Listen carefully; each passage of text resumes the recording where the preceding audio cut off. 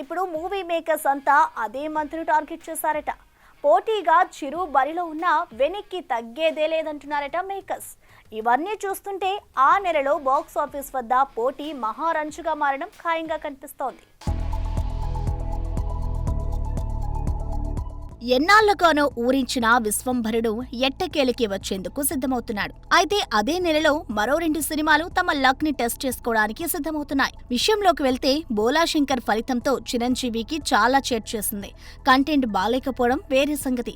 అసలు ఆయన స్థాయికి తగ్గట్టు కాకుండా నేలబారు కథనాలతో మెగాస్టార్ ని ట్రోలింగ్ బారిన పడేలా చేసింది.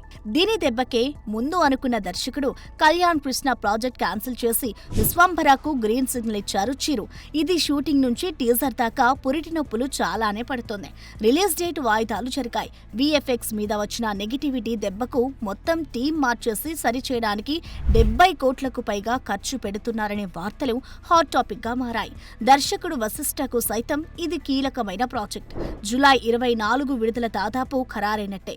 ఇక వరుస పరాజయాలతో ఫ్యాన్స్ ని నిరాశకు గురి చేస్తున్న రవితేజ మాస్ జాతరతో జూలై 18న రావచ్చని లీక్ ఫ్యాన్స్ లో ఉత్సాహం నింపుతోంది.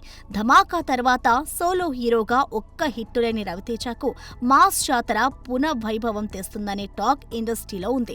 రచయితగా మాస్ ఎంటర్టైన్మెంట్ ఎలిమెంట్స్ మీద పట్టున్న భాను తొలిసారి మెగాఫోన్ పట్టడం, శ్రీలీల, భీమ్స్ వంటి డిమాండింగ్ స్టార్స్ ఉండడం విశేషం. ఇక వీళ్లకన్నే ముందు నితిన్ తమ్ముడు జూలై 4న రావచ్చనేది ఫ్రెష్ అప్డేట్. చిరంజీవి, రవితేజ కన్నా ఎక్కువ ఫెయిల్యూర్స్ నితిన్ కున్నాయి.